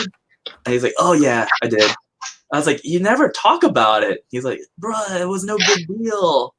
I'm like, "Matt, you're just too humble." But I consider him a professional artist because this is what he does full time. But he's like legitimately one of the most humble, one of the most blue collar people I've ever known, and I think that's why we're really good friends. Is that he doesn't have an ego about it. He just has fun. What's that book called? It's called Gladstone School for World Conquerors, and it's on Amazon. It is great. It's good for kids, so I think it's like a kid-friendly book. And it's his early stuff, but his early stuff is amazing. Oh, Like it's so wow. good. I wouldn't have guessed that was Matt Weldon's. Huh? Yeah, and I think he did volume 2. He did not do volume 1. So volume 2 is the one that you want. Ah, right. And I'm going to put the link in the private chat because I can't put it in the main one. But here's the link to that. And it's a hardcover. It's really, really good. Looks like it was on Kickstarter too. It was, yeah. It was crowdfunded. Wow. And he won an MTV award. That's crazy. Yeah, and I forgot if it was for this one or if it was for the other one, which is, let me think, what was it called? It was another book involving a lot of young kids. Yes, it's called the New Brighton Archaeological Society. Did he do the cover for it too? He did, yeah. Yeah, it definitely looks like his stuff. You know, what cracks me up about his art is he does like the same nose for everyone. I It's love such it. a simple nose. I love trying to copy that. It's like, why draw everything when you could just draw the Matt Weldon nose? He and I have very similar opinions in terms of art. And you know how people hate they call it the Tumblr nose. Like people hate it because it's like, oh, it's just like a pink splot with like a highlight in it. I was like, we like it because it's a visual shorthand. You know what it is when you see it. And if you can just, I mean, if you think about anime and manga, they kind of revolutionized this thing of like, hey, especially girls have typically like really dainty noses. That's just considered to be like physically attractive. So keep it simple. I mean, any type of shortcut you can take advantage of, do it as long as it makes sense. Oh yeah. Well, like a lot of the anime girls that I look at are kind of like they just have like a little edge, and then like that's the nose. Yep. That works. It works. That's all you need. No need for a big schnoz. Noses are weird to look at, you know, in real life too. You know, it's like here's where 2 tubes connect to my lungs from my face. Yeah, and I always feel weird drawing nostrils Mm-hmm. Like, am I supposed to color this in or black it out? Like, what's going on here? And I've only got one more left to repack. If I can go find it. Dude, crushing. We got all kind of people in the chat. Zach Hawkins is here. Serena Sketches is here. Bean! Catherine Garner is here. Catherine Garner? No way. Oh, I love Catherine Garner. She's so cool. She does Rocket One. Yeah, she colors all the Doug Table stuff. Yeah. Oh, yeah. Bean's here as well. So I mean, we got all kind of people in here. It's a party now. Yeah. Now that the pickle butt popped up, everybody's like, "Hey, pickle butt!" This is what Everyone wants a piece of pickle butt, you know. You have to give her a bigger booty. Oh, you can't. If you do that, she's gonna look like something else. Never mind. Do not do that.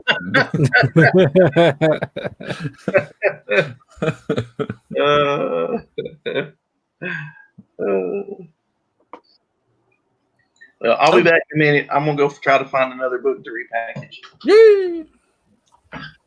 Bean is in the chat. I just noticed that. Bean, I need to send you a copy of the book. I promised Bean, as like a valued customer, that she would never have to back any of our campaigns again. I would just send her free copies of stuff. Oh. That's nice. She's been through a lot of crap, and I hate it. Like I don't know, it drives me crazy. I don't like seeing customers who are very polite and well behaved being mistreated.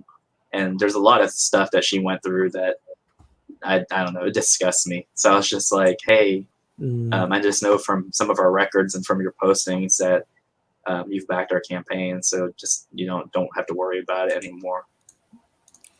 Yeah, there's a lot of nonsense in the indie comics, isn't there?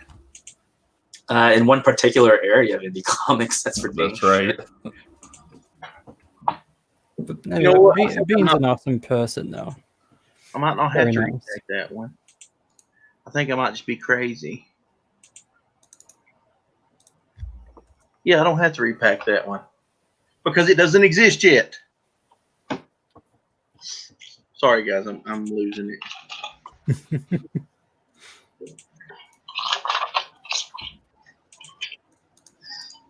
I've actually got something I need to send Bean as well. It's a surprise. Pickle.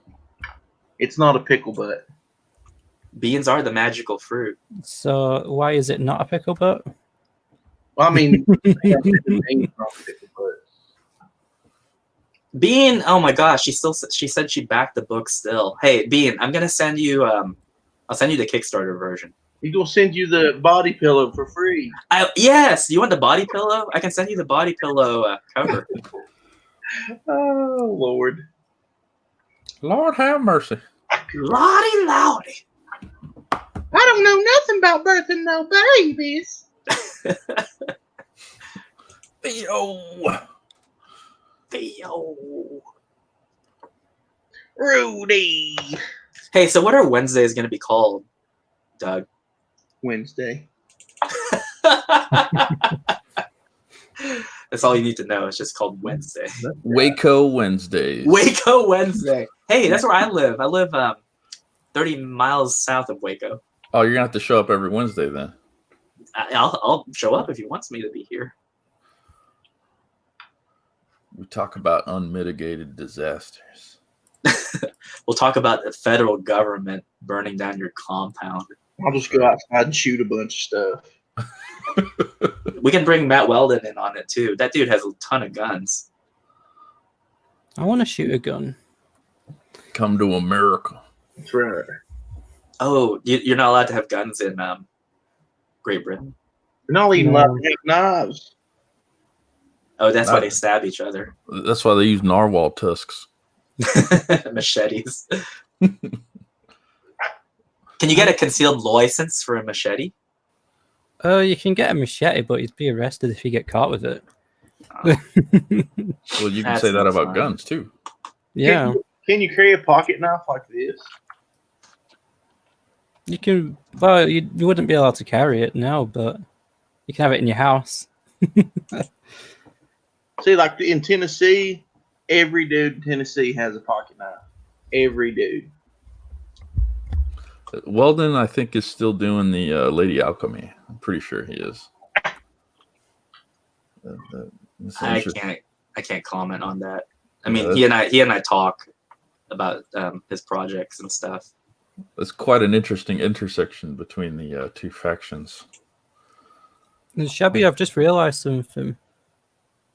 Your mouth on this pickle, but it looks like a Bob's Burgers mouth. Yeah, that's why I said it looks like a Muppet, like what's her name, Linda. Yeah, Looks like dentures that, or something. that's all I hear is that voice. That Bob. yeah, Bob. Bob. I reckon. Sometimes I think that show is brilliant, and sometimes I think everybody involved should be in prison. I think it lost its steam after season 4. Weren't they season 3, like cannibals in the pilot or something like that? No, there was originally going to be cannibals, but it didn't get picked up. But in the pilot, they get investigated for being cannibals, basically. They think that there's humans in the burgers. So I just lost my appetite. I mean, I'd eat a person burger if I didn't know about it.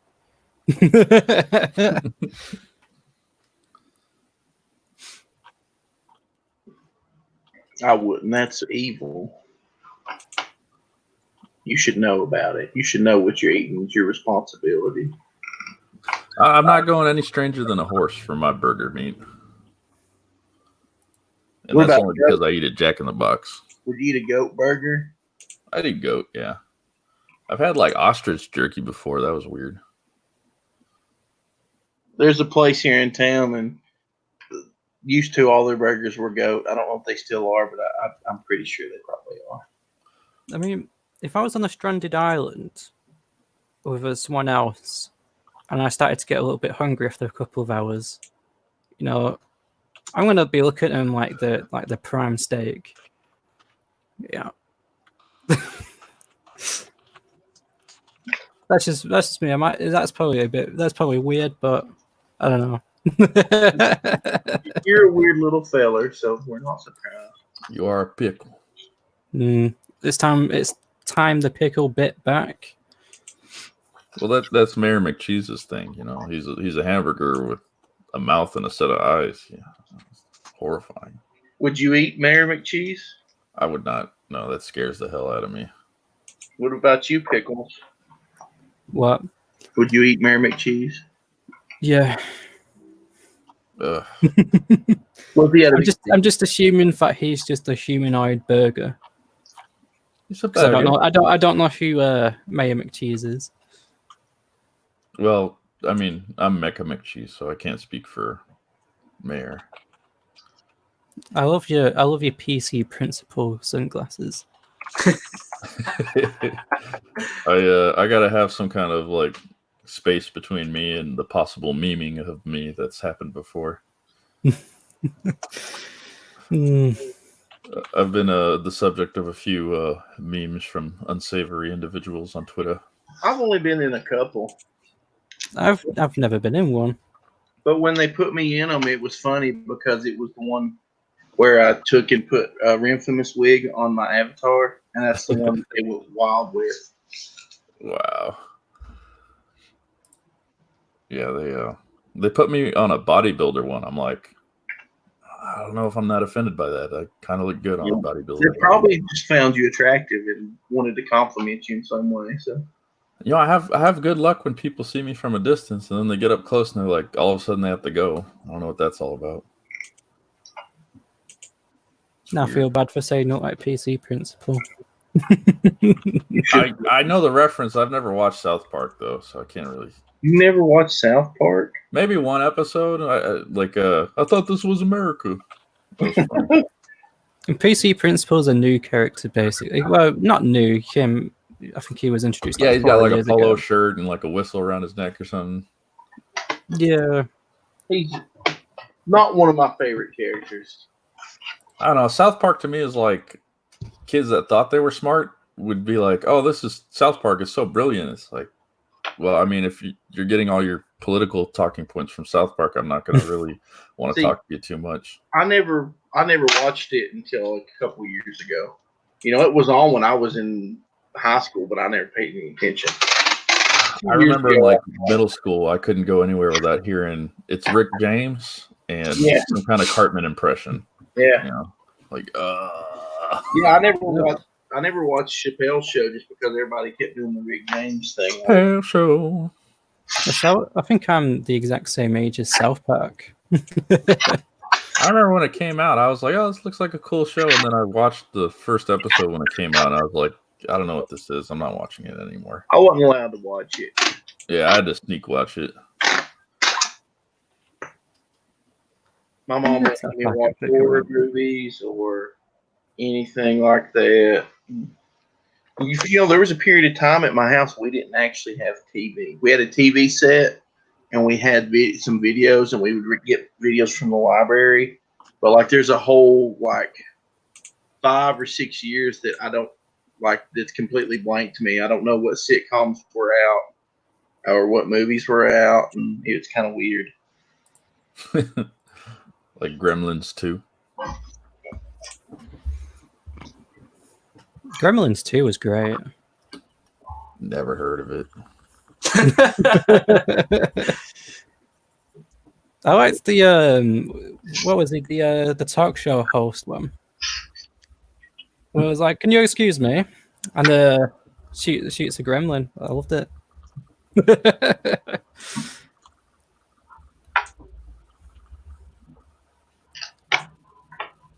Gremlins 2 is arguably better than the first one.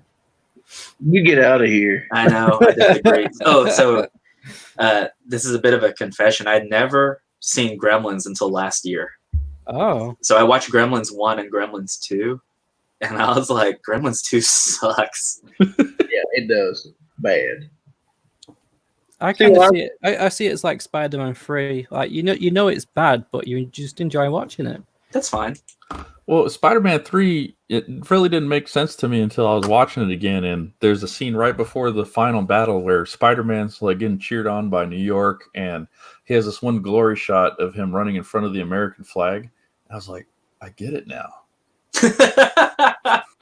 And it was just like so sense. Glorious that I can't hate it anymore. But you have to skip the dancing scene. That's pretty bad.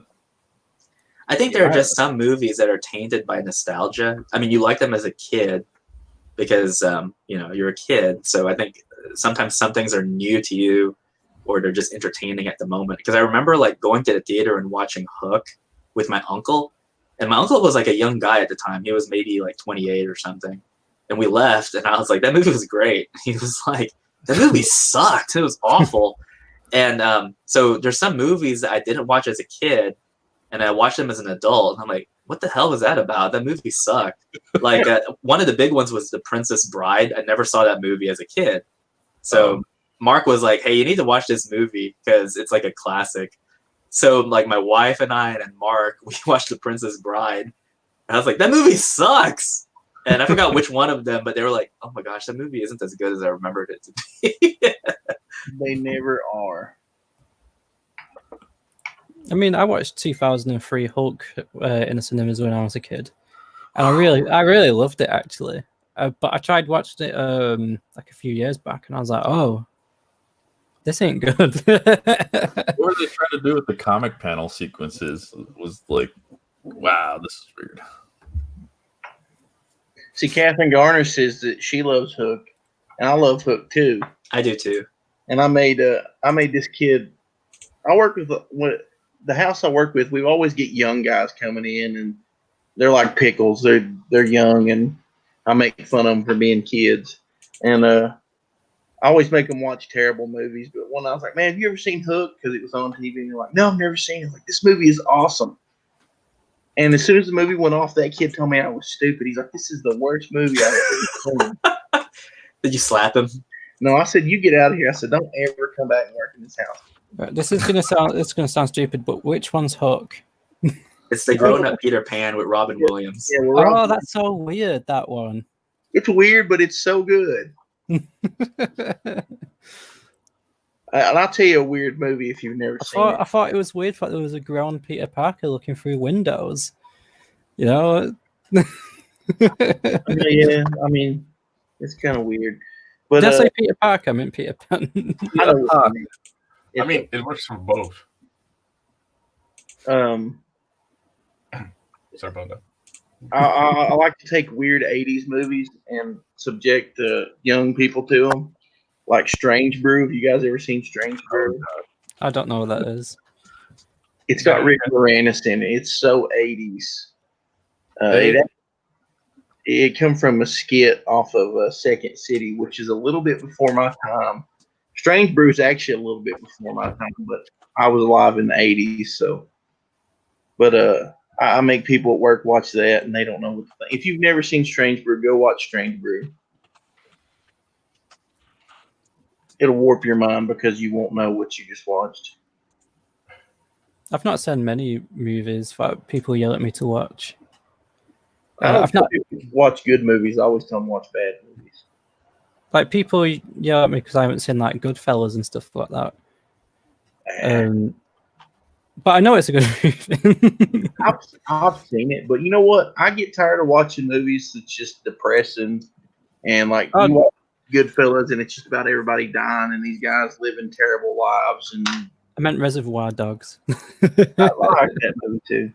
What would be the one movie you would force people to see if you had to Constantine. choose? Constantine. I don't think I would do that. Actually, Constantine with Keanu Reeves. Yeah, I actually like that, even though it's nothing like the comic book.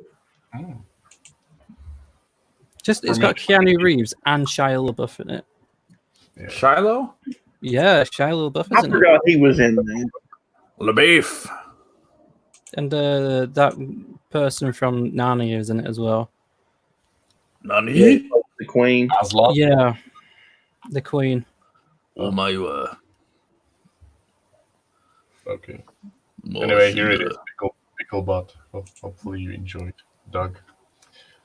Pickle butt. So elegant. For your amusement. I think there should be an American flag behind her in the background. Well, you're right. But I'm not doing that. I like that you know she's like a smooth pickle. You didn't give her the warts and stuff that are on like other pickles. Well, I kind of like it, so I don't want it to be gross. I want it to be gross. We can say the words for actual pickles. No one said what movie they would force people to watch. Oh, like force them. Like, does it have to be a bad movie, or can it be like any movie? I think it's any movie. Yeah. Okay, how about Sean Connery as a dragon? What's that from? Dragonheart. Oh, yeah, that's a good movie. That's I like that movie. Yeah. I liked it. The spin-offs are kind of bad. The make for the direct video sequels. I can't do it. I used to get Dragonheart and Aragon mixed up. Oh. Aragon's pretty terrible. I don't know how the book. Everybody loved the book. I never read the book, but essentially they just tried to remake Star Wars, except he's riding a dragon. The Knight of the Old Code. Man, I kind of remember it fondly, but that's just because I like fantasy and dragons. Oh, yeah, that was a good movie, man. That theme they had for it ended up in a couple trailers that weren't Dragonheart. The To the Stars song, that's a classic. I'm gonna have to watch the movie again. What were we talking about doing the other day, Doug? School of Rock Goes to Hell? Yeah. Jack Black with actual Satan. Riffing on Expendables Go to Hell. Yeah. I was telling somebody about that yesterday on one of my other streams after you left. Like it needs to happen. That'd be good, man. I'd watch that. We could base the likeness of the main character on you, since you were mistaken for Jack Black so often. We don't even need the license then. At that point, we can just make it kind of similar. Rock school goes to hell. Rock school in hell. And I'd be like, rock and roll, and pull a guitar. That's the field trip of your nightmares. It's We have the living boss with Miss Frizzle. We're in a Coming to- battle of the bands against Hitler's band, and we have to be. Somebody draw that. Yeah. We'll raise $15 on Indiegogo. I think that's against the Geneva Conventions. I already did the pickle bot, so someone else will. It's like, I'm not drawing anymore. Not But we doing get it. paid. Listen, all I need is one picture. I'll put it on Indiegogo. We'll schedule it to come out next year. And by that time, everybody will forget about it. We'll take the Sweet. money and we'll say, oh, sorry, we spent all the money, and we'll just raise more money. We'll I'm launch great another at spending Indiegogo money. to cover that. Exactly. I know how it works. I've been around. Bullet in the chat brought up Zardoz because we brought up Sean. Bullet in the chat can be timed out. Oh man. Well, guys, How's I the think chat, by the way? I'm going to wrap the stream up. I'm going to go print a few labels, and then I'm going to be going and shipping all these books. You wrap it up. So everybody say bye or whatever. Whatever. Whatever. See you, everyone. Thanks for Cheerio. joining this Later, stream. guys. Bye. Go back Common America on Indiegogo. Go follow Make a McCheese and Jalapeno Milk. That's right. Go follow Shabby on he's at Shabby J on Twitter. Please do. I seek attention. And then there's Pickles. Go follow Pickles. Just search for a pickle. But thanks guys for dropping in and hanging out with me while I do all this boring stuff. It's No all right. problem. Anytime. Yeah, So, that was Always fun, happy man. to join. Later. Bye everybody out there. Everybody. Cheerio. Bye, everybody. Bye. Hurry up and go off. It's still not ended. Sorry.